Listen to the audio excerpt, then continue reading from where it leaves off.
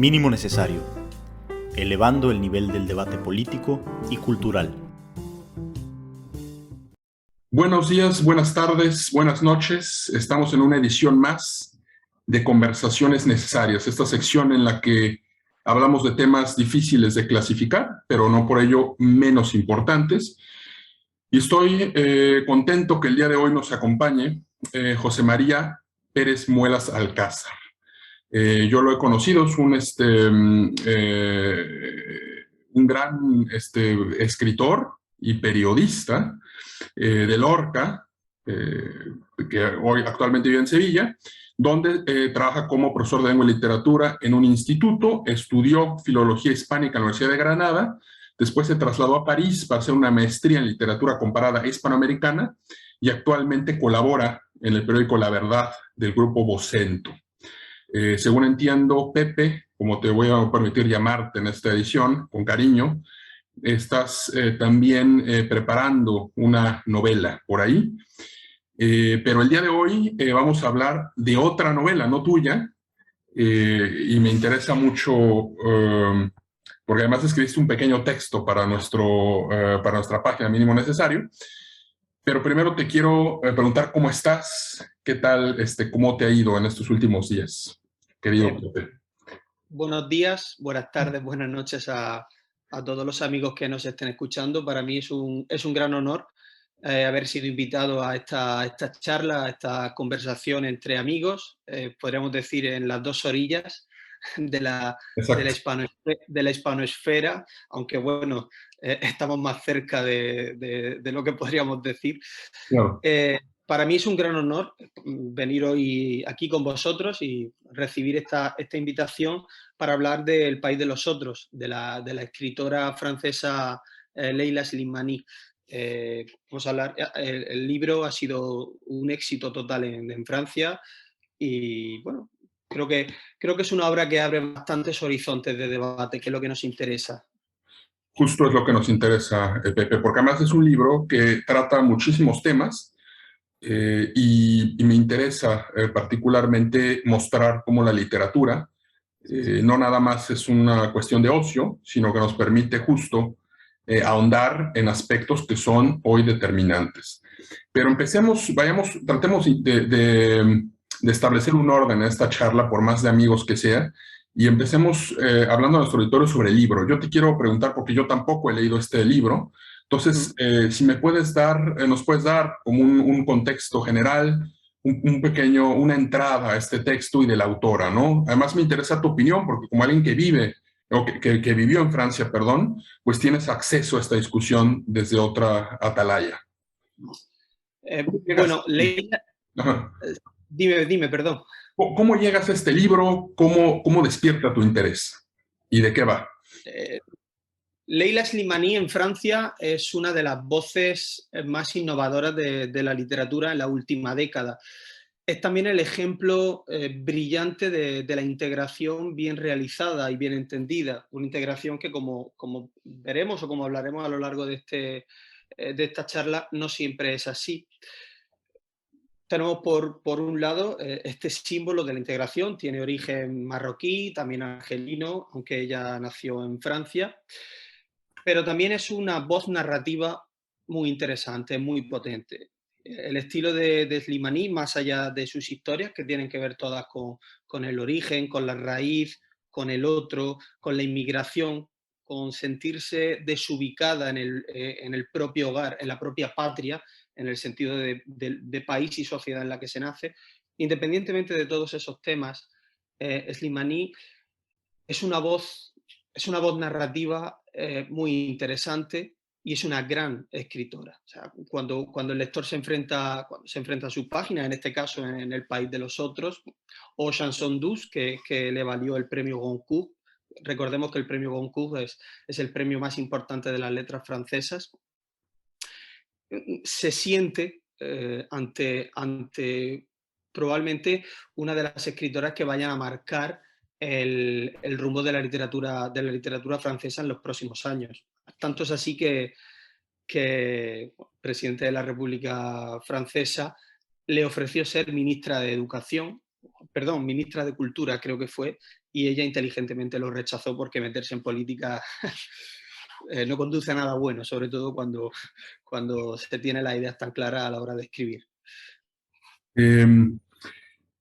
Según entiendo, es una trilogía, ¿no? Es parte de una trilogía este libro. Es parte de una trilogía que cuenta la historia de su familia. La primera parte, que es El país de los otros, del que vamos a hablar hoy, habla de su abuela Matilde, su abuela materna, que es la madre de su madre. Podemos empezar a hablar ya, ¿no? Sí, yo creo que empecemos hablando ya de este libro, por No favor. voy a destripar nada. A mí me Exacto. gusta utilizar la palabra destripar. La Odio prefiero decir también. spoiler, exacto. Me Sí. parece mucho más bonito en castellano destripar. No vamos a destripar nada. Esto se cuenta desde el principio y lo cuenta la propia Slimani en las entrevistas que concede. Mathilde es su abuela. Es una alsaciana que nace pues, a finales de los años 20 del siglo XX. La historia comienza en Alsacia, a las afueras de Estrasburgo, durante el desarrollo de la Segunda Guerra Mundial. Tenemos que entender que Matilde es una chica joven que sufre los estragos de la guerra y en los últimos momentos de la guerra conoce a un soldado colonial francés. Es decir, Francia se valió de sus colonias, no solamente en cuanto a los recursos o territorialmente, sino que también en la Segunda Guerra Mundial reclutaron soldados para hacer la guerra. Que esto, por cierto, era algo que a Hitler le escandalizaba y que utilizaba la propaganda, que los aliados utilizasen a negros o a árabes para luchar. Lo ponía como ejemplo de las debilidades podemos decir, de los aliados. El caso es que en 1944 Mathilde conoce a Amin Belash. Amin Belash es un joven soldado marroquí. Marruecos era una colonia, un protectorado francés. Luego, si quieres, explicaremos un poco cómo Sí. estaba políticamente y geográficamente cómo estaba dividido Marruecos. Se conocen al final de la guerra, se enamoran y le propone matrimonio e irse a vivir a Marruecos con él, a una pequeña aldea agrícola a las afueras de Meknès. Claro, la vida fantasiosa, la vida idílica de aquella Estrasburgo liberada pronto choca con la vida rural, podemos decir, bastante alejada de lo que puede llegar a imaginar una chica de 19-20 años francesa.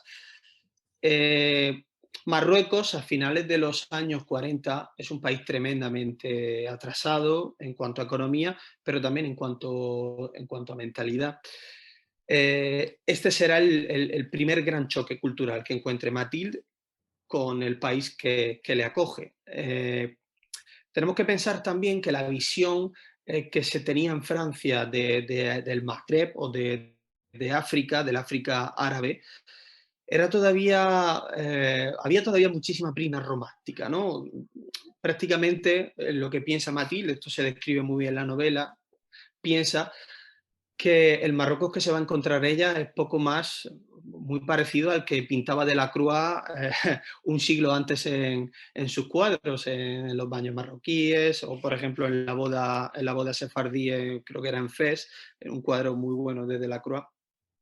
Se piensa eso. Cuando ella le escribe a sus amigas, cuando ya está en Marruecos, cómo están siendo sus vivencias, las amigas de Mathilde que se han quedado en Alsacia, siempre piden detalles bastante exóticos, escabrosos, ¿no? Como una cultura que en realidad no existe, una cultura que solamente vive en los libros decimonónicos y en su, digamos, y en su imaginario, ¿no? En su imaginario de niña burguesa de una capital de provincia francesa. Cuando Mathilde llega a Meknès, a las afueras de Meknès, enseguida empieza el choque cultural. Su marido no es el gentil, el simpático, el abierto y el extravertido personaje que encuentra en Francia, sino que es un hombre también debido a su propia cultura, a su madre, que insiste en que Mathilde se ponga el velo siempre. Y todo se complica cuando tienen hijos, cuando tienen a la niña, que será la madre de Leila Slimani, y luego cuando tienen a un niño, y todo esto mezclado con un apasionante relato político, porque Marruecos está a punto de independizarse. Marruecos alcanza la independencia en 1956 y son los años en los que transcurre la novela. A ver, Pepe, pues quiero hacerte marcarte una pausa en este recorrido en el que nos llevas, que es por demás interesantísimo, porque hay varios aspectos que creo que son importantes a profundizar en ellos, ¿no? Algo que me llama la atención cuando hablas de la imagen idealizada que se tiene de Marruecos en Francia. Tú viviste en Francia, tú conoces bien esta relación que existe en la francofonía, que es una relación entre los países francohablantes, muy distinta a una relación que podría existir entre Inglaterra y sus colonias, ¿no? Ex colonias, ¿no? Inglaterra y la India, por ejemplo. Eso me gustaría preguntarte, ¿cómo es esta relación entre Marruecos y Francia? Ya adelantaste unas cosas, pero antes de eso, bueno, te quiero preguntar por un lado eso, y por otro lado, porque eso, digamos, es una dimensión, la dimensión política. Los individuos, los protagonistas de la novela están inmersos en una dimensión de estados-nación, ¿no? Que no eligen ellos, nacen y está ese estado-nación conformándose, esos colonialismos, esos imperialismos en el siglo XX. Pero hay una dimensión también más literaria, quizá más personal. Hablabas de Delacroix, hablabas de esas pinturas impactantes, y me vino de inmediato a la mente Italia para Alemania, lo que significa Italia para Alemania, como el lugar de escape, ¿no? Que lo fue para Goethe con sus viajes italianos, lo fue para Nietzsche con sus exploraciones filosóficas en torno a lo dionisiaco, y lo fue para Winkelmann cuando hablaba de la escultura, ¿no? Sea Italia o Grecia, ese sur, ¿no? Ese sur como idealizado, al que incluso va después Lord Byron, ¿no? A apoyar en esta guerra, en estas guerras contra los turcos. Es un topo literario, es un motivo de idealizaciones que condensa idealizaciones, esperanzas, la oportunidad de escaparse de la vida que se supone perfectamente racionalizada en Europa. Entonces, me detengo en eso porque quiero escuchar tu opinión desde Francia. ¿Cómo es la sociedad respecto a Marruecos y respecto a este ideal de lo otro, de lo oriental, lo exótico, ¿no? ¿Cómo es eso? Lo primero que hay que decir es que es cierto que desde el romanticismo en Francia se produce lo que se conoce como el orientalismo, ¿no? Esto, por supuesto, los pintores, pero también escritores como Flaubert y como tantos otros, ayudan a instaurar ese sentimiento de atracción oriental por el África árabe. Esto también se reproduce mucho, curiosamente, bajo el reinado de Napoleón III, bajo el imperio de Napoleón III. La mujer de Napoleón III era española. Montijo, ¿no? Exacto, Montijo era española y es Eugenia de Montijo la que también pone de moda en París en los años 50-60 del siglo XIX los motivos arabescos, toda esta decoración que podemos encontrar también en la Alhambra o en muchos sitios, en muchos palacios de Sevilla. Precisamente lo que se busca de Francia o lo que se busca en Francia de España o de español es ese motivo árabe, es ese motivo arabizado que trae el orientalismo. El orientalismo, como muy bien has dicho tú, es un doble viaje. Por un lado es un viaje físico hacia el lugar, que creo que es el menos importante, y luego es un viaje sentimental a lo que se considera que es el mundo árabe. Por supuesto, el mundo árabe no solamente idealizado, sino un mundo árabe que ya no existe, un mundo árabe atrapado en el tiempo o mejor dicho, atemporal, un mundo árabe que nunca ha existido, donde hay mezquitas, donde a todas las horas la muezzin llama a la oración, donde la fuente salpica el agua en el que los creyentes van a lavarse antes de orar. Digamos que es un mundo perfecto, es una comunión entre espiritualidad y sencillez, ¿no? Algo que podemos decir en el siglo XIX, con toda la revolución industrial y el asentamiento de la burguesía, se pierde totalmente. Pero también es cierto que en Francia, también como en España, hay, digamos, como que hay una barrera ideológica que es lo que marca la independencia de estas colonias, la independencia de Marruecos y la independencia de Argelia, que fue muchísimo más traumática para Francia que la independencia de Marruecos. Hubo una guerra, hubo muchos atentados, tanto en Argelia como en París, y hubo muchísima represión por parte de Francia, de los diferentes gobiernos de Gaulle, que acabaron con asesinatos que todavía no se han esclarecido hoy en día. Pero hay como una especie de barrera, ¿no? Entre lo que se podía pensar o lo que podría pensar Europa, no solamente en Francia, porque ahí podemos meter también a España como país fronterizo con Marruecos, que es en Ceuta y en Melilla, lo que se pensaba de esta imagen idealizada que es Marruecos a después. Con la independencia de Marruecos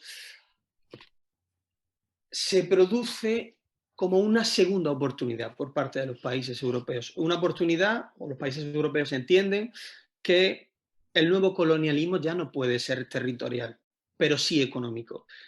Si, por ejemplo, una persona hoy viaja a Marruecos, yo he viajado un par de veces a Marruecos, a mí me gusta muchísimo, más viviendo en Sevilla, está muy cerca. Basta ir en ferry, que no hay nada como cambiar de continente yendo en A barco. Es Tánger, un ¿no? mundo extremadamente... ¿Cómo? A Tánger, ¿no? Es donde llegas o a...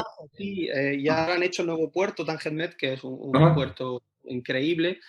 Se tarda 40 minutos desde Algeciras hasta Tánger.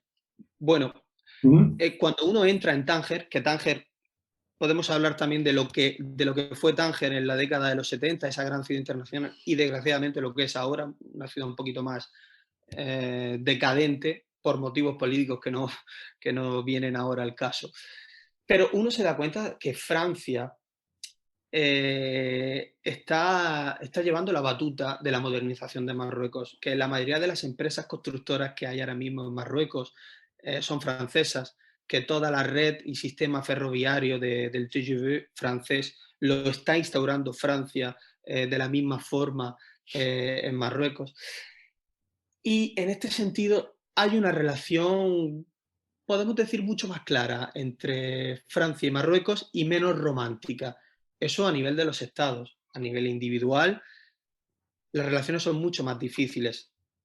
Tengo la impresión de que hoy en día Marruecos conoce mucho más Francia que Francia conoce mucho más Marruecos. Y esa distancia hoy en día se puede ver en las calles de París, se puede ver en las calles de Marsella sobre todo, porque crea también ciertas tensiones, ¿no? Es un poco lo que viene a hablar el libro, ¿no? El país de los otros, la persona de origen marroquí que también es francés, tiene su parte francesa, pero la sociedad que le rodea es incapaz de interpretar, de saber o incluso de preocuparse por saber toda la cultura que esa persona tiene detrás, ¿no? Y entonces pues ahí se producen los tópicos, que si en Marruecos es un país atrasado, que si Marruecos está ahí siempre lleva todo el mundo velo, que si es un país agrícola, en fin, todo ese tipo de cosas. Quiero que entremos a esta experiencia entre los dos mundos. Ahorita, para los que nos escuchan, pues hemos un poco navegado por estas aguas de la Alsacia, de la Francia, la época del colonialismo, del 19, como un poco para dar contexto a esta Matilde, a este personaje principal del libro. Pero no quiero que, bueno, ahora quiero que hablemos justo esta experiencia del contacto con la otredad, ¿no? Con lo otro. Pero antes de llegar a eso, no puedo evitar mencionar que para México, Napoleón III tiene una importancia histórica y tiene una importancia que al final se va a anudar incluso en Alsacia.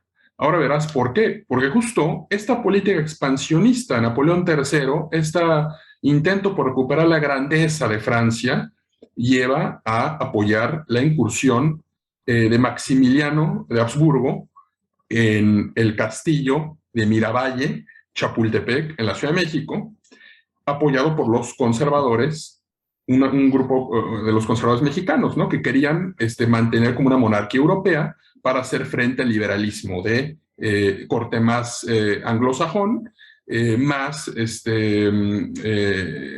representado por los liberales mexicanos, por Benito Juárez, y ocurre esta intervención francesa, ¿no? Esta intervención, al final Napoleón III manda Maximiliano de Habsburgo, tiene distintas, es un periodo interesante en términos arquitectónicos, ver lo que hizo en México, los proyectos que se apoyaron, políticamente también incorrecto, porque se enfrenta uno tanto al patrioterismo, ¿no? De decir, bueno, todo lo que hizo está mal porque es una invasión, etcétera, como también al desinterés, ¿no? Porque en México vende mucho hablar sobre épocas prehispánicas, incluso te diría que hasta la colonia, por más satanizada que esté, tiene su público, ¿no? El arte virreinal, pero el siglo XIX nos cuesta un trabajo como acercarnos a él en México, pero bueno, y entonces al final la Francia y Napoleón III en Europa, en el tablero europeo, se enfrenta al ascenso de Prusia, ¿no? Y a la integración alemana.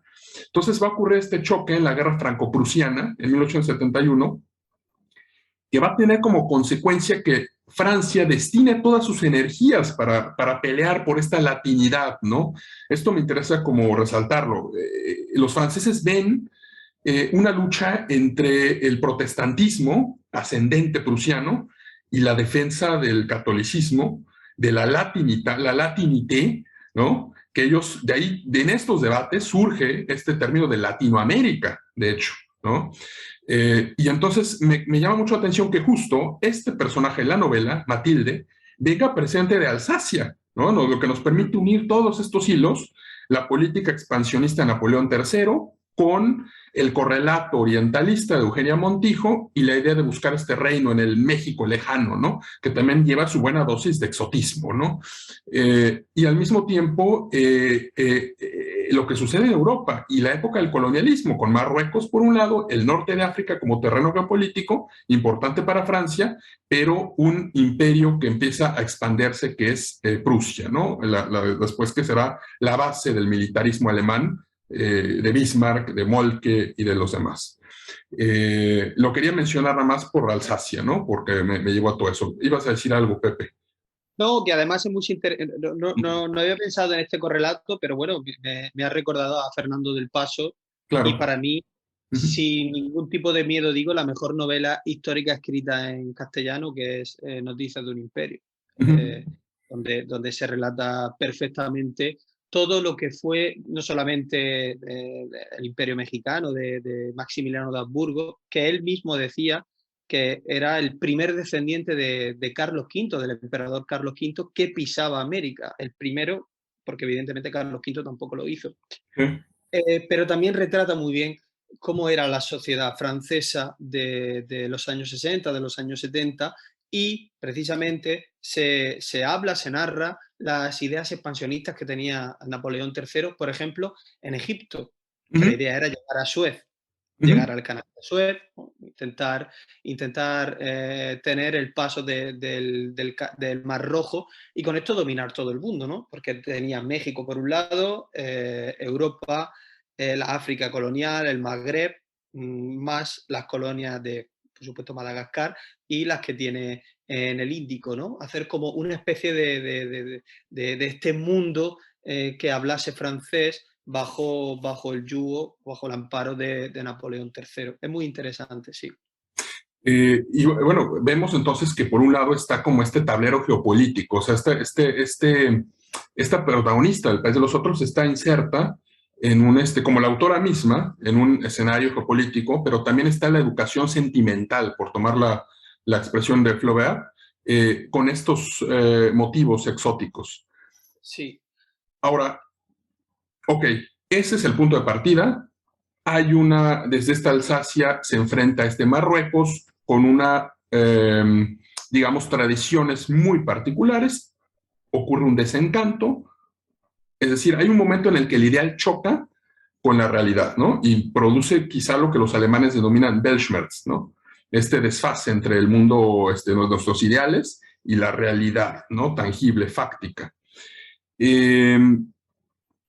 ¿Cómo es esta experiencia entre los mundos? Porque además sin destripar el libro, Sí. hay una buena dosis autobiográfica, ¿no? De la autora en este choque con el otro, ¿no? Sí, Mm. prácticamente ella lo reconoce desde el inicio, que va a contar la historia de su abuela. Pero el choque que se da entre los dos mundos es un choque constante y que se da en el tiempo. Me refiero, no solamente la Matilde joven que llega a Marruecos y se da cuenta que allí no va a poder ser ella misma, preguntándose qué es ser uno mismo, ¿no? Pero que se da cuenta de que tiene que trabajar en el campo, que tiene que estar a las órdenes de su marido. Y una cosa que sí quiero decir y que se refleja muy bien en el libro es que probablemente el marido sea también una víctima de todo ese sistema ideológico impuesto, porque el marido no es una mala persona, es una Mm. persona que quiere a sus hijos, que quiere a su mujer y que incluso intenta contentar a su mujer porque sabe que está frustrada, sabe que no es lo que ella esperaba. Entonces es una lucha interna que tiene también el marido de qué es lo que quiere mi mujer, pero qué es lo que realmente debe tener mi mujer, qué es lo que le tenemos que dar a mi mujer, tanto Marruecos, el país en el que está, como yo como marido. Eh, Esta historia de desencuentros o de ilusión y realidad lo tiene Matilde en todo el momento en la novela. No destripo este suceso que es para mí es primordial en la novela. Llega un momento, ya en los años 50, que Matilde tiene que volver a Alsacia por unos asuntos y ella está deseando ese viaje como una salvación, como volver a casa, volver a encontrarme conmigo mismo. Y cuando llega a Alsacia y ve a sus amigos y ve a su familia, toda su vida que dejó atrás, se siente igual de extranjera, se siente igual de rara, siente que esa no es más su hogar y realmente ahí se produce la mayor herida del libro, ¿no? El que el país de los otros es tanto Marruecos como Francia para ella. Ella ya es una persona que se ha quedado a medio camino entre estas dos civilizaciones, podríamos decir. Ella es rechazada en Marruecos por ser católica o de tradición católica, por ser francesa, por tener ojos claros, pero ella también es rechazada en Francia porque eligió irse a vivir a Marruecos con hacer la vida salvaje, que es lo que pensaba en Alsacia que estaba haciendo ella.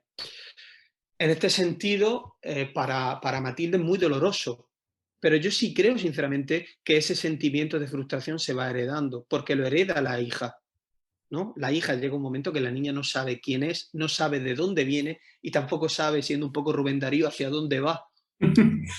Esto lo recoge muy bien Leila Slimani, ¿no? Al hablar de cómo va evolucionando esa frustración, ese aislamiento social, pero también sentimental. Y es básicamente uno de los mayores retos que tiene hoy en día Europa, si me permite decirlo, que es convertir ciertas barriadas en guetos.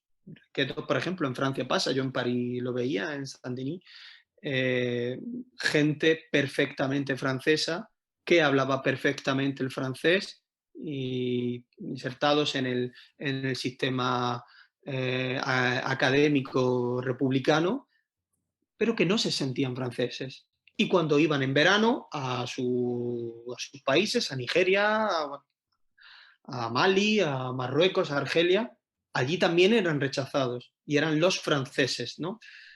Yo creo que este libro hace lo más difícil de todo, porque habla de un tema bastante candente, pero desde una sencillez aplastante.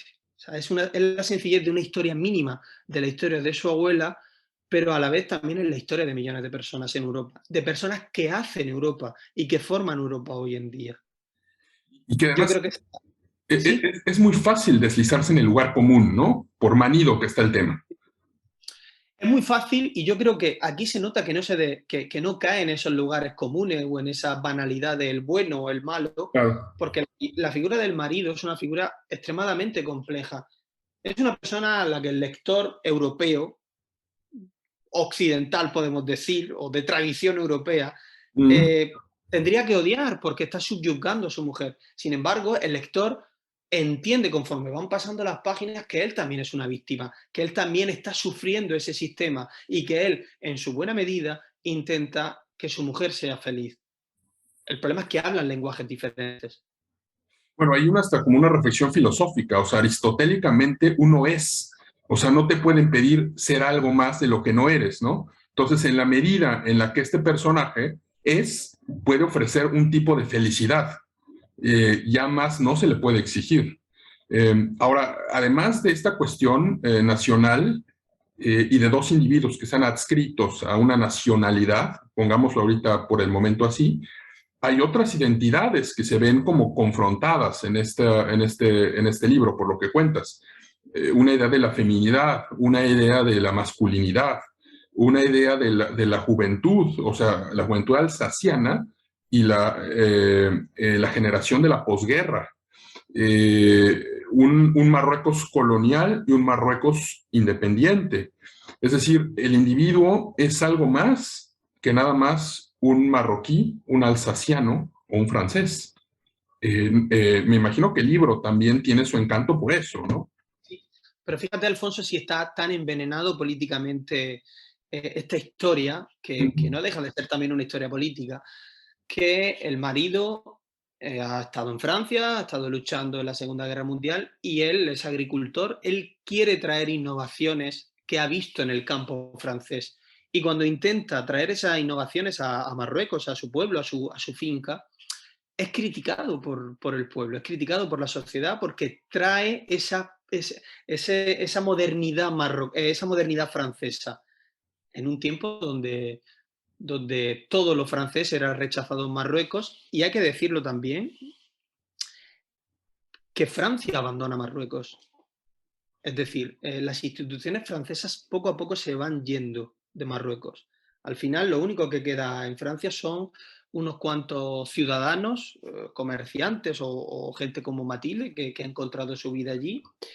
Y luego una especie de policía dura, policía secreta, que se dedica pues, a abortar manifestaciones, a secuestrar a gente, a cometer todo tipo de actos delictivos, como es asesinatos, y que eso va poco a poco inflamando las calles, ¿no? Al principio hay gente que no quiere meterse en política, que bueno, no vive mal con los franceses, pero conforme pasan las páginas de la novela, uno se da cuenta realmente que Francia está abandonando socialmente Marruecos, que lo da por perdida, que solamente quiere de Marruecos un aprovechamiento económico, y eso también da carburante a los extremismos de Marruecos, que son también los que apoyan y alcanzan la independencia.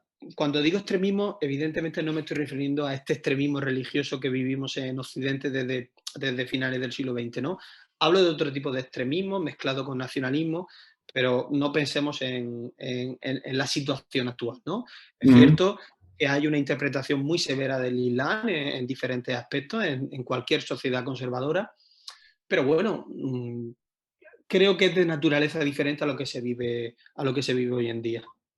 Quiero aprovechar justo esta reflexión del Islam y lo que mencionabas hace rato de lo que viviste en Saint-Denis y todas estas tensiones que ocurren en una sociedad que está nutrida por esta migración, para introducir un tema que me parece capitular de este libro, que es la posibilidad de integrarse a una sociedad receptora, ¿no?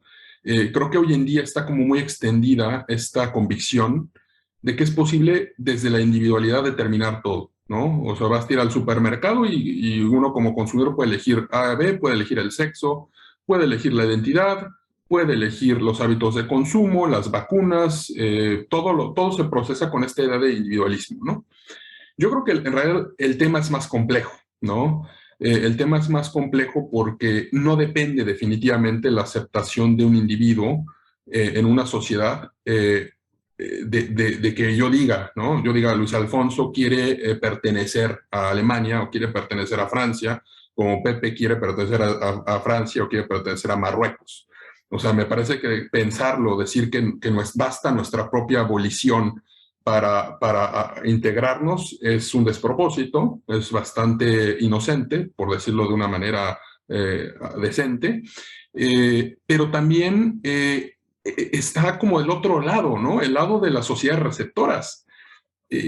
que también manejan como este doble discurso de, bueno, tú saca tu pasaporte y entonces tenemos hoy que, por ejemplo, el pasaporte pues es un código que realmente sirve para muchas cosas, pero para la identidad ya dice realmente poco, ¿no? O sea, sirve para impuestos, para evadir impuestos, para poder quedarse en un lugar, y vemos todas estas guerras así realmente, casos trágicos y casos donde se muestra lo peor de la humanidad en busca de esa ansiada nacionalidad, ¿no?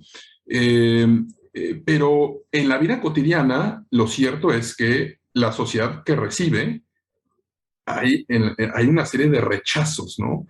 Y hay una serie de rechazos al otro, por un lado, porque es el otro, pero también hay una serie de rechazos porque el otro no se adapta a la imagen que ellos tienen de lo que es el otro. Es decir, si yo quiero ver a un árabe que llene esta idea que yo tengo exótica, voy a rechazar todo lo que sea distinto, lo que se aleje a ese ideal, ¿no?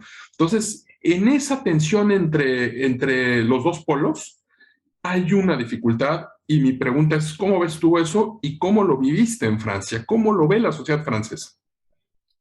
Es un tema muy complejo y de hecho Claro. has planteado varios temas a la vez, ¿no? En cuanto a lo de las sociedades, podríamos decir que Occidente actualmente intenta o tiende a crear sociedades diversas, ¿no? Cuanto más diversas mejor, parece un Mm. extra, ¿no? Tener diferentes o pertenecer a diferentes colectivos. Sin embargo, creo que detrás de todo eso se esconde la creación de unas sociedades cada vez más uniformadas. Eh, no es cierto que detrás de la diversidad haya un respeto total al diferente, al menos tal y como se interpreta hoy en día, y por qué no decirlo, tal y como lo interpreta parte de la izquierda hoy en día, de Mm. la izquierda europea, que, bueno, está en algunos gobiernos, está en España o pretende estar en Francia, aunque imagino que allí son bastante más serios, los votos tampoco no les dará nunca. Eh, pero remito a lo que estoy diciendo. Es falso que se quiera crear una sociedad completamente abierta o diversa. Lo que se esconde detrás de todo eso es una gran uniformidad. Esto hablaba Daniel Bernabé en un libro llamado La trampa de la diversidad. Hablaba de cómo últimamente la izquierda se está dedicando, no sé lo que pensarás tú, Luis Alfonso, pero la izquierda se está dedicando a fragmentar las luchas, ¿no? Ya lo importante de la izquierda es la identidad sexual y entonces hay estudios donde científicamente te demuestran que hay más de 15, 20 identidades sexuales diferentes, el color de piel, el grado o el compromiso que cada uno pueda tener con el planeta, con el ecologismo, pero realmente los temas tradicionales de la izquierda, como es la lucha en pos de la igualdad, todo eso ha quedado completamente eclipsado. Entonces, al Claro. final, tenemos como una especie de guerra de guerrillas culturales, donde a ver quién es más feminista, a ver quién está más racializado. Yo he llegado a escuchar en debates de la televisión pública española, subvencionado por los impuestos de todos los españoles. Yo he llegado a escuchar cómo se le decía a un chico que en un debate sobre racialidad, que él no podía opinar porque no estaba racializado, o que no podía hablar de la transexualidad porque él no era transexual. Y esto es tremendamente peligroso. Y entonces yo aquí me pregunto, ¿realmente qué es la diversidad? O sea, ¿hacia dónde estamos yendo con este término de la diversidad? Porque al final tengo la impresión de que lo que se quiere lograr con la diversidad es de nuevo otro campo de batalla, otro arma arrojadiza contra el contrario, ¿no? A ver quién es más diverso. Eso nos lleva a auténticas catástrofes.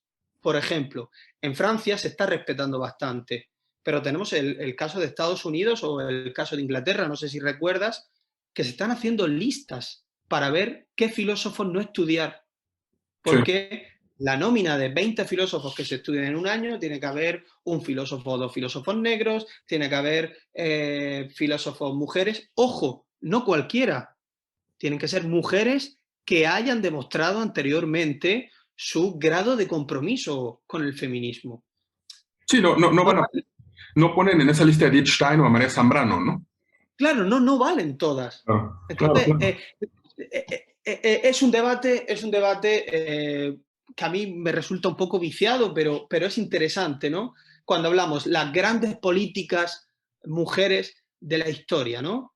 Y Ujú, nunca nombran a Golda Meir o claro. nunca nombran a Margaret Thatcher. Sí, claro, claro. Mujeres, ¿por qué no se nombra?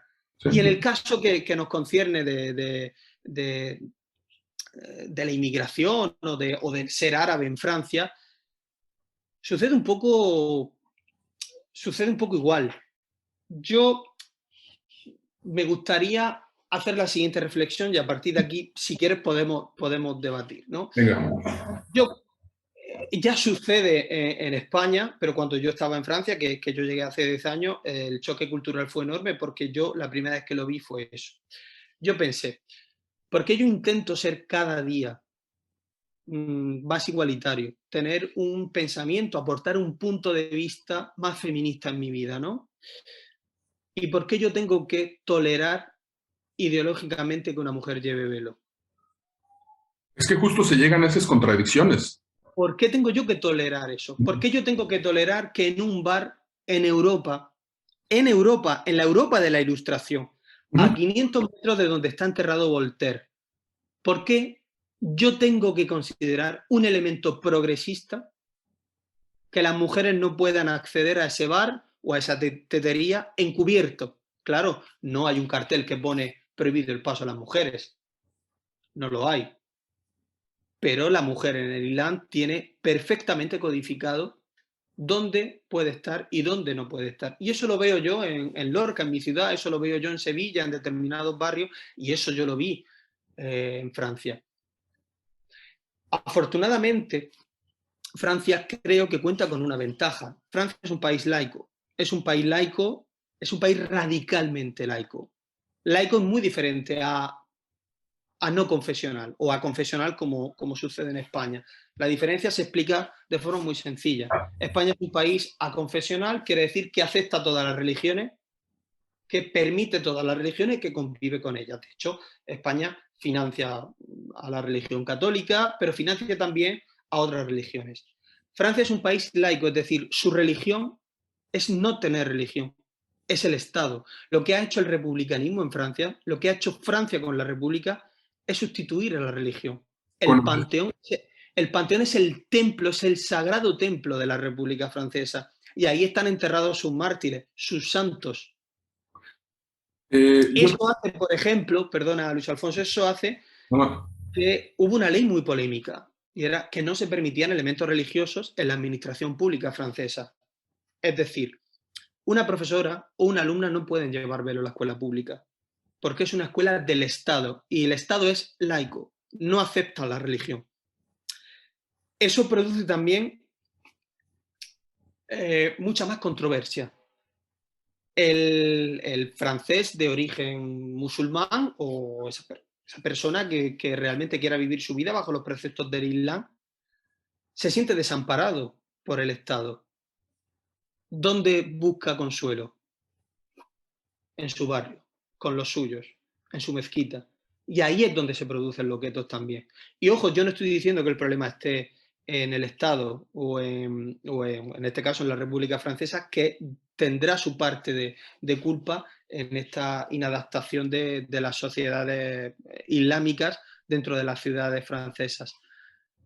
Pero tampoco puedo ser hipócrita y echarle la culpa, como hacen todos, o echarle la mayor parte de la culpa a nuestras sociedades occidentales. Es decir, nuestras sociedades occidentales les da a todo aquel que quiera venir un Estado de Derecho regido en unas normas, regido en una democracia que no se creó ayer, una democracia que ha vertido mucha sangre, que ha pasado por muchos momentos funestos, por la Segunda Guerra Mundial, por la Primera Guerra Mundial, por golpes de Estado, por totalitarismos de todo tipo y de toda índole. Pero esa experiencia también es salvaguarda de sus propios derechos.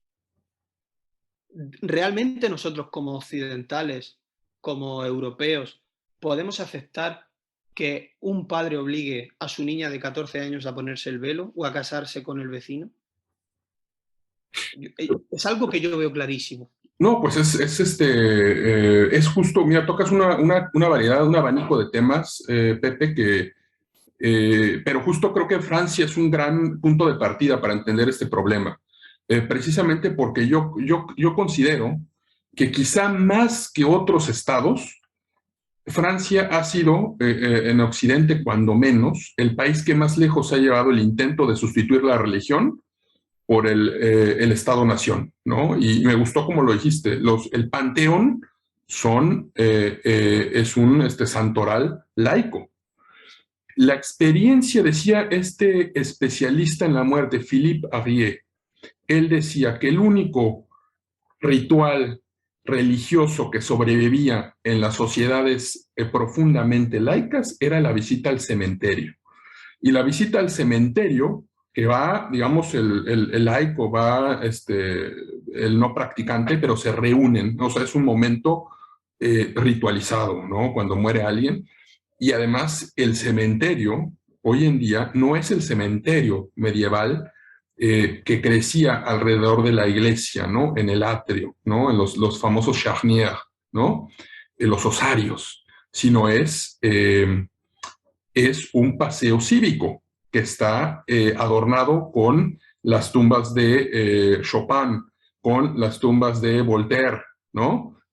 Y me gusta cómo lo dijiste, el foco del laicismo, Voltaire, o sea, esa tensión es la que quizá llevó a decir a Miguel de Unamuno alguna vez que España estaba más cerca del norte de África que del foco del laicismo, que era París, porque compartían las experiencias, ¿no? Estas Semanas Santas de Andalucía, de Sevilla, la Virgen del Rocío, esas procesiones están arraigadas en la población, pero creo que yo lo que le diría a Unamuno, si lo veo, si lo pudiera ver, es que hay un intento del Estado en sustituir lo religioso.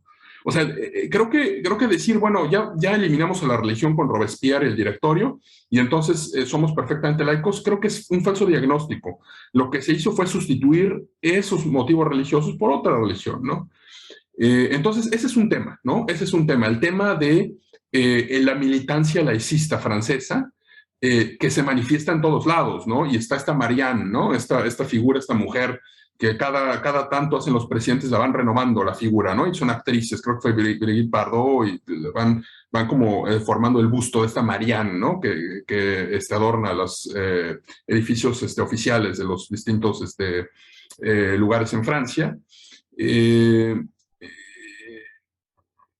Eso, digamos, es ese intento que lo renueva Macron, y es un país que le da mucho valor al simbolismo.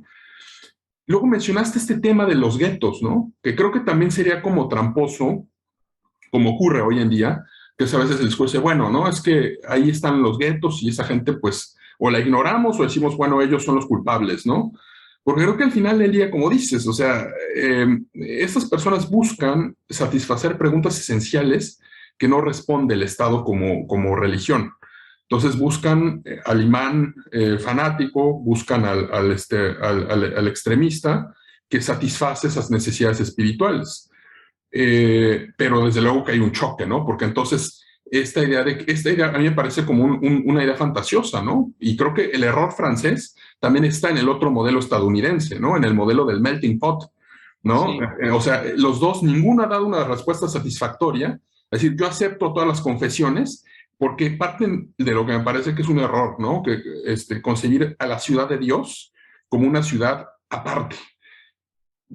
Podemos iniciar un debate teológico sobre San Agustín, pero no va por ahí mi reflexión. Mi idea es que en la práctica, la ciudad de Dios no está separada de la ciudad del Estado. Se entremezcla en una serie de cruces, y entonces concebir que el individuo puede venir acá y leer la Constitución y volverse un ciudadano ejemplar me parece dudosa, ¿no? Y lo vemos con estos casos del profesor. Tú viste este caso en Francia, el profesor que fue asesinado, ¿no? De Charlie Hebdo, ¿no? No sé cómo lo veas tú esto. Bueno, ahí son dos casos. El profesor, que era profesor de filosofía, pero estaba dando una clase una especie de valores éticos y pidió permiso para enseñar la caricatura de Charlie Hebdo de Mahoma. Y bueno, aquello empezó a levantar un revuelo, hubo padres que se quejaron de alumnos musulmanes y a la semana lo degollaron. Lo Ah, degollaron amigos de un alumno. Y aquí el caso por supuesto, el caso principal es la tragedia del asesinato de este profesor. Pero por primera vez en Francia se hizo la siguiente pregunta. ¿Qué parte de responsabilidad tienen todos esos padres que han denunciado, que han estado en redes sociales durante semanas alimentando al monstruo del odio, de esto es inadmisible, con mensajes bastante subidos de tono, diciendo que esto no puede quedar así, que no puede haber impunidad aquí, hasta que llega alguien, por supuesto, eh, imagino que con desequilibrio y, ujú. y produce este asesinato, este vil asesinato por mostrar simplemente una caricatura que 5 años antes cualquier persona podía haberla comprado en el kiosco, ¿no? Es lo que dice, pero, perdón, es lo que dice Philippe Lanzon en El Amo, ¿no? Él habla, él nota, perdón, para los que nos escuchan, es la memoria de un sobreviviente del atentado al semanario Charlie Hebdo, Sí, sí. Philippe Lanzon, que en este libro que se llama, lo trajeron creo como El Colgajo, El colgajo por su cara. exacto. Y porque quiero, Pepe, algún día que hagamos otra charla sobre eso, porque es otro tema, pero aquí de refilón nada más quiero para nuestro público decir que Lanzón, en una parte del libro, él escribe que justo lo que tú estás diciendo, que antes podía él, o sea, en un momento se podía abrir el diario de Charlie Hebdo con las caricaturas en el metro, y llegó un momento en el que no, llegó un momento en el que los vendedores de los periódicos sabían que pedías tú el Charlie Hebdo y te lo daban de mala gana o te lo daban por la puertecilla de atrás, ¿no? Perdón. Aquí en España, por ejemplo, los semanarios satíricos, No, adivina hacia quién vierten sus críticas. desde luego la Iglesia Católica, ¿no? Es una de ellas. Hacia la No. Iglesia católica, que me parece muy bien, es decir, entra dentro del humor, Es un pero recurso no se facilón. Es un recurso pero no se facilón. atreven a ir más allá, o sea, no se atreven a ir más allá, ¿no? Sí. Es bastante considerable, ¿no? O por lo menos llamativo que suceda esto. Eh, lo que comentábamos antes del profesor de filosofía que fue asesinado es ¿qué parte de responsabilidad tiene la sociedad musulmana musulmana y francesa en estos asesinatos? Es decir, ¿cuánto pesa su silencio? Y esto es muy importante. Yo recuerdo, días después del atentado a Charlie Hebdo, se popularizó el mensaje de Je suis Charlie, ¿no? Claro, sí, sí, sí.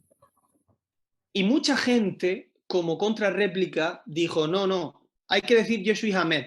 Ahmed creo que era el guardia de seguridad, que Sí, era árabe, que también lo matan a sangre fría fuera en la y lo banqueta, ¿no? mataron al principio, ¿no? Entonces decían como que esta persona era árabe y Ujú. sin embargo defendió con su vida a Charlie Hebdo a pesar de que se hubiesen metido con su cultura. Sí, Ahí hay una confusión brutal porque se está confundiendo árabe claro. con musulmán y también podríamos decir si es árabe, porque imagino que si viene de Marruecos o de Argelia sería magrebí, pero bueno, eso es Ujú. otra historia. Pero entonces ya ahí estamos, volvemos otra vez, ¿no? Estos guardianes de la diversidad colocando etiquetas. Sí, sí, sí. Este tipo que viene de Marruecos tiene que ser musulmán. Y Exacto. como es musulmán, tiene que defiende a Charlie Hebdo, aunque le hayan, ¿No? digamos, hayan atacado a su honor religioso con las caricaturas. Y a mí siempre se me queda un regusto de amargura en la boca cuando hay un atentado terrorista de índole yihadista en Europa, como por ejemplo Sí. sucedió en las Ramblas de Barcelona. Al día siguiente siempre hay gente que en vez de poner el acento en las víctimas, en la muerte, en el cruel hecho, dicen, es importante que no haya islamofobia. Claro, sí, sí, sí. Y es evidente que es importante que no haya islamofobia, pero creo que lo resume a la perfección Houellebecq con una frase que me parece antológica. Y es que la islamofobia no es un tipo de racismo. No es un tipo de racismo la islamofobia. Tendríamos también que catalogar qué es la islamofobia. Pero la gran pregunta que se tienen que hacer las sociedades occidentales, las sociedades europeas, ¿hasta dónde estamos dispuestos a llegar para aceptar determinadas tradiciones insertadas en la religión islámica que chocan frontalmente con nuestro Estado de Derecho? En Francia, en España, en Alemania, un padre no puede decidir el matrimonio de su hija. No puede existir la ablación de clítoris, que existe en Europa. Puede ser marginal, pero existe más de lo que nos gustaría. Y hay gente que lo hace. O incluso, esto se da mucho el caso, como aquí no lo pueden hacer, se van de vacaciones a sus países, Claro. producen eso y luego vuelven. Y el pediatra se encuentra con esta historia. Es decir, ¿tiene Europa que seguir mirando de perfil todos estos hechos?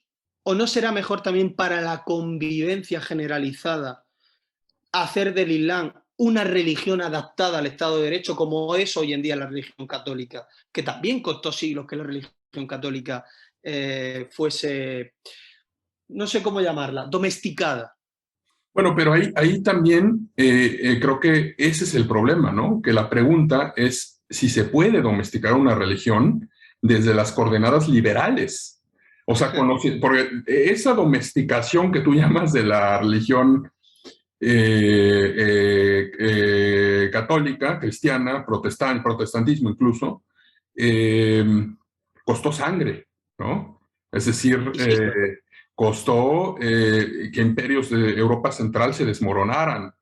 La Revolución Francesa no fue un paseo, ¿no? Entonces, me cuesta mi trabajo justo cuando la gente habla hoy en día, ¿no? Del paraíso, porque incluso mencionan, se ha vuelto también un mito, el Al-Andalus, ¿no? Como el lugar donde casi el maná corría por las fuentes, ¿no? Y los chopos. Los 800 años de paz y prosperidad. Exactamente, ¿no?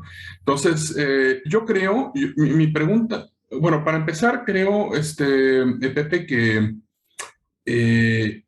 hay una pregunta incluso de capacidades, ¿no? ¿Puede el Estado francés, español, alemán, la Unión Europea, tienen la capacidad burocrática para ejercer a este tipo de prácticas que son contrarias al Estado de Derecho a una microescala?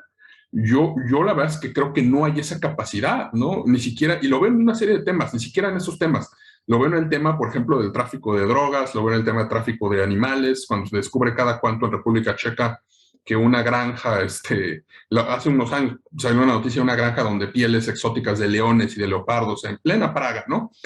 Hay un tema de capacidad y hay un tema de que la pregunta, el propio liberalismo no la puede plantear porque es un liberalismo que me parece que está hecho para un tiempo de orden, donde el orden está como ya establecido por las armas, por el fuego después de la Segunda Guerra Mundial.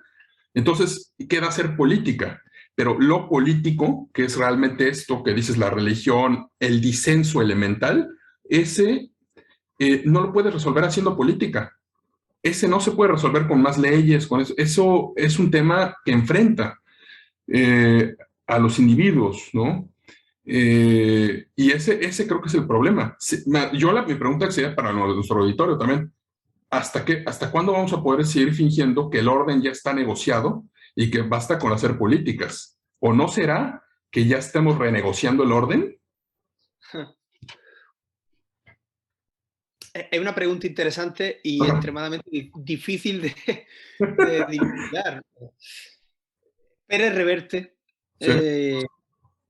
en sus artículos le apasionan estos temas y reflexiona muy a menudo. Y él dice básicamente que tantos siglos de sangre, de ilustración, de todos estos procesos de caída de imperio que le ha costado a Europa ser laica. Laica en el sentido de que primero está el individuo, Sí. primero está su libertad, primero está su conciencia individual, y luego está todo lo demás. Y en todo lo demás podemos ver a religión, nacionalidad. Le ha costado siglos llegar a este estado. No podemos pretender que el Islam recorra este camino en unos años. No podemos recorrerlo, pero lo grave es que yo no sé si toda Europa está dispuesta a hacer eso. Y aquí está el problema central también del libro y el problema central de nuestras sociedades, es que todavía hay mucha connivencia con situaciones que están en contra de los derechos humanos y que se producen en el centro de Europa, en el centro de las ciudades, en nuestras ciudades, en nuestros hogares, a nuestros vecinos. Ha ido de las manos. Y no me refiero a los atentados terroristas, no, me estoy refiriendo al día a día, me refiero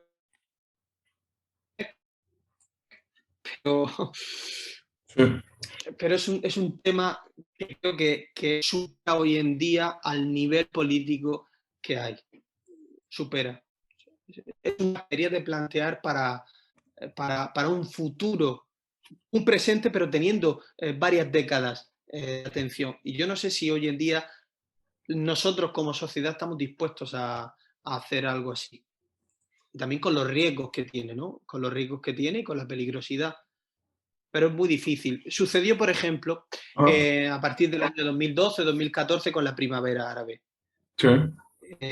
Europa se llenó de ilusos pensando que dando un golpe de Estado en Argelia, en Libia, en Egipto, en Siria, podía instaurar democracias. Y ahora todos esos países, salvo Túnez, todos esos países están peor que hace 15 años. Y son mucho más radicales. El ejemplo lo tenemos, por ejemplo, en Egipto o en Libia. En Egipto había un sátrapa, Mubarak, se da el golpe de Estado, se mete en la cárcel, empiezan las primeras elecciones libres en Egipto. ¿Quién las gana? Los hermanos musulmanes. Sí, sí, sí. Bueno, el caso de Libia es interesante, que nos daría para otra charla, pero podemos discutir lo que queramos de Gaddafi, pero al final había un orden político. Con orden no me estoy haciendo una valoración moral, estoy refiriendo a una relación de que había un entendimiento de que las cosas funcionaban de tal manera. Y hoy lo que hay es que no solo el país es inestable, sino que también se ha creado en el Mediterráneo una red de actores no estatales que producen ciertas prácticas como traslado de personas y demás, que, digamos, habrá quien diga que, bueno, eso es el libre mercado, ¿no? Y bienvenido el que lo piense así, pero el tema es que la mayor parte de la gente no lo ve así, ¿no? No ve eso como, o sea, está en contra, y eso incluso hay gente que dice eso no está bien, pero no saben, como tú bien has ejemplificado, no entienden por qué la receta no funcionó, ¿no? Para acabar pronto, ¿no? Entonces, pues sí, son temas apasionantes, mi querido Pepe. Yo quiero, para volver un poco al libro, que lo dejamos un poco ahí en stand-by, quiero cerrar esta charla interesante por demás con una pregunta. ¿Es posible imaginar a un individuo que que pueda crear una patria, una pertenencia escindido de la sociedad? Y te voy a decir por qué te lo pregunto así, porque estoy yo pensando que este caso de la autora que nos refieres digamos, es un caso que yo he visto en otros lados, ¿no? Lo he visto con esta autora de raíz iraní, que es Marjan Satrapi, que hizo esta historieta de Persépolis, ¿no? Para los que nos escuchan, es una chica que se va a vivir creo que es Viena primero y después pasa a Francia, y ella proveniendo del Irán, ¿no? Con una sociedad conservadora que se enfrenta también a un cambio con la revolución islámica. Pero ella justo en esa historieta narra como los choques que le provocaba enfrentarse al liberalismo europeo, enfrentarse a un supermercado con esa variedad, el tema de la música, ¿no? Que en el Irán empezaba como a hacer contrabando de ciertas bandas de rock, ¿no? Y llegar acá a Europa y encontrar como toda esa apertura, pero al mismo tiempo un cerrazón, ¿no? A pesar de esa libertad y de ese respeto, hay un cerrazón para con ella. No solo Marjane Satrapi, Hannah Arendt vivió en carne propia lo que significa no tener un Estado después de la Segunda Guerra Mundial. Fue apátrida. Claro, fue apátrida. Herta Müller, otra gran escritora que pertenece a esta minoría suava de Rumanía, y se enfrenta en sus narraciones, narra primero todo tipo de discriminaciones, ¿no? Discriminación desde los húngaros que vivían allá y que los consideran los alemanes como no pertenecientes allá, luego en su traslado a Berlín, discriminación de los de acá porque ella no era. Entonces, estas mujeres que he mencionado se quedaron como dices tú, como Matilde, ¿no? Ya hicieron el brinco, ya no pueden regresar, pero están atrapados. ¿Es posible vivir en ese estado de excepción? Esa es la última pregunta que me gustaría hacerte, Pepe.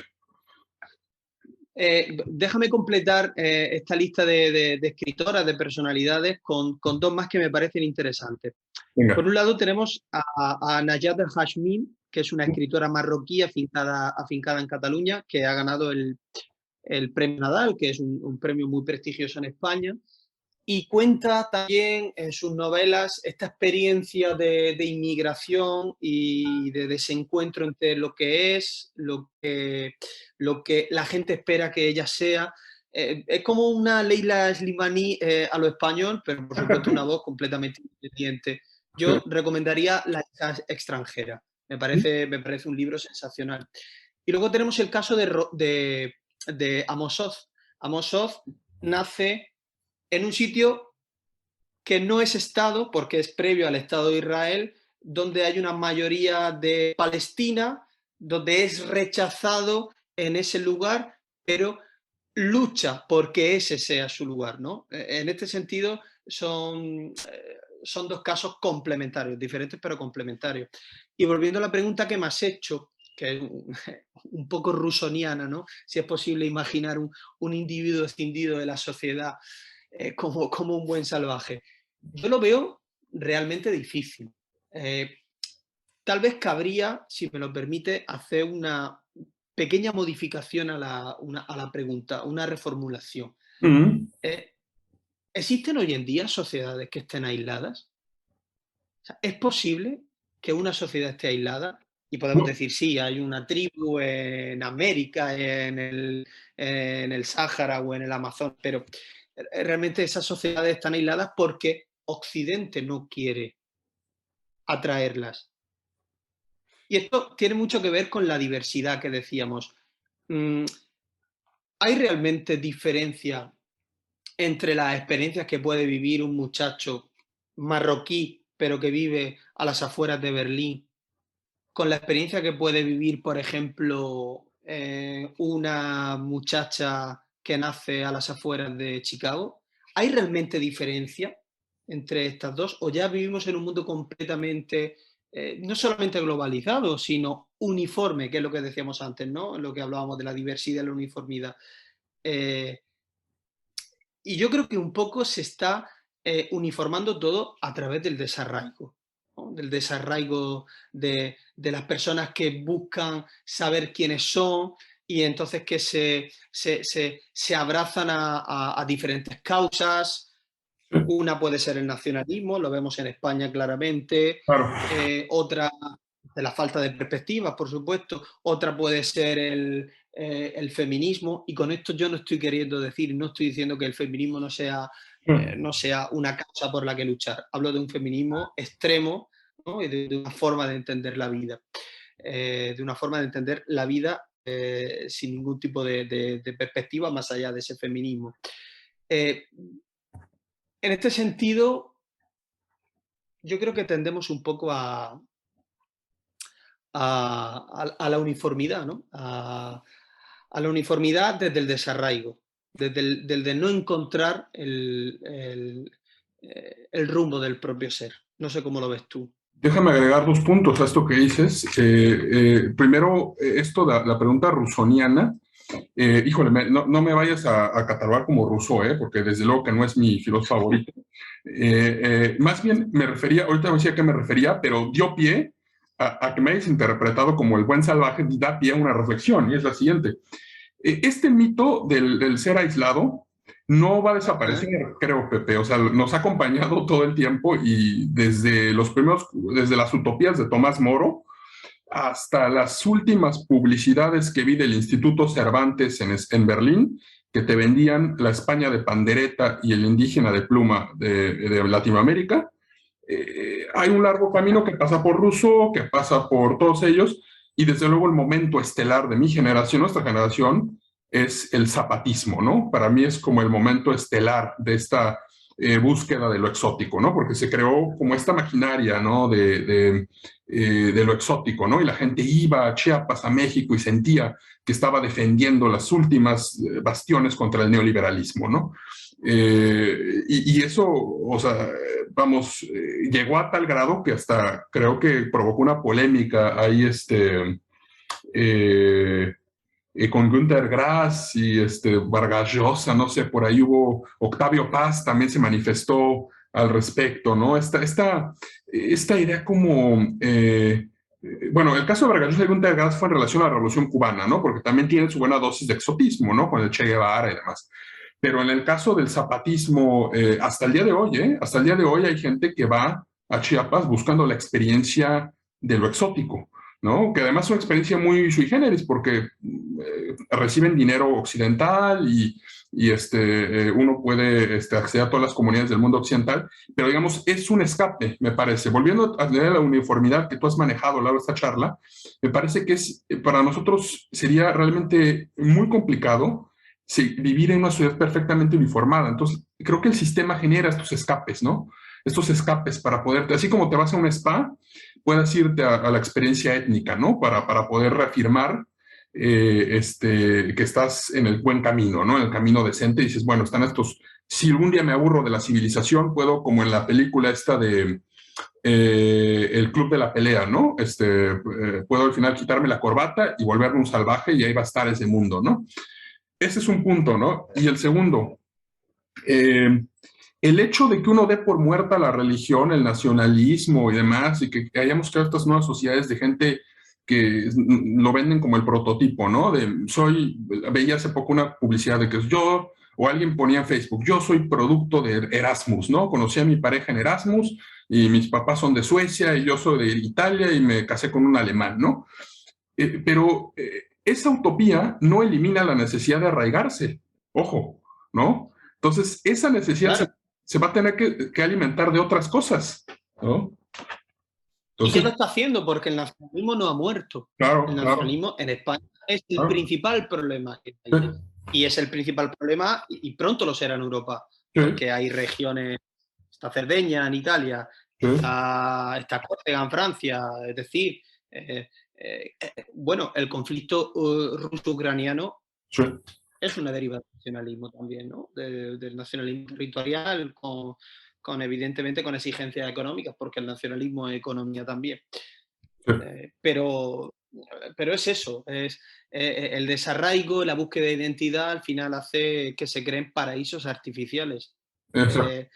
Eh, Baudelaire los buscaba en el hashish y en la absenta, en el Claro. ajenjo, y ahora se buscan en otros sitios. Pero es curioso, al hilo de lo que decías, si uno ve los testimonios de los yihadistas de Bataclan o de las Ramblas de Barcelona, la mayoría eran delincuentes comunes que en su adolescencia habían pasado unos meses por la cárcel y habían sido captados en la cárcel por un imán. Ujú. Y ellos le habían enseñado, para ellos era la revelación, la luz, un motivo para seguir existiendo. Hay una película francesa muy buena, tiene bastante tiempo, se llama La Ine, se traduciría como La Ira, está Ujú. rodada en blanco y negro y trata precisamente de un grupo de chavales que viven en el extrarradio de París y cómo pasan su tiempo, las frustraciones que tienen y cómo intenta aliviar todas esas frustraciones. Por supuesto, esto es antes de la ola yihadista que asoló a a Europa, justo después del 11S, y que tristemente Madrid fue protagonista con el 11 de marzo en Atocha. Pero el caldo de cultivo ya estaba. Pepe, pues creo que con eso podemos concluir por hoy, y pues que sirva como una invitación para leer El país de los otros. Y ahí Esta es la está. edición española. Exactamente. Cabaret Voltaire es la editorial independiente, muy buena, que cuida muy bien los textos. ¿Vale? Y que lean, por favor, invito a nuestros escuchas que lean el artículo que José María Pérez Muelas Alcázar, el querido Pepe, ha escrito para Mínimo Necesario, que está ahí, el pequeño tratado, así los llamamos, en honor a Pascal Quignard. Pues te agradezco mucho, Pepe, por aceptar la invitación. Y a ti y a tus compañeros por ofrecerme esta oportunidad. Y por favor, ojalá se repita, porque quedó mucho en el tintero, ¿no? Sobre todo para hablar de Charlie Hebdo y estos casos, ¿no? Con con Ulbeck, ¿no? Creo que ahí tenemos una deuda que saldar, ¿no? En fin. Muy bien, encantado.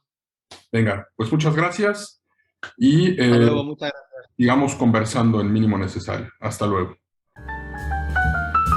Muchas gracias por escucharnos. Lo que sigue es que te suscribas, que compartas y, más importante, que nos envíes una creación propia, sea un texto o un podcast o cualquier contribución que eleve el nivel del debate político y cultural de nuestra época.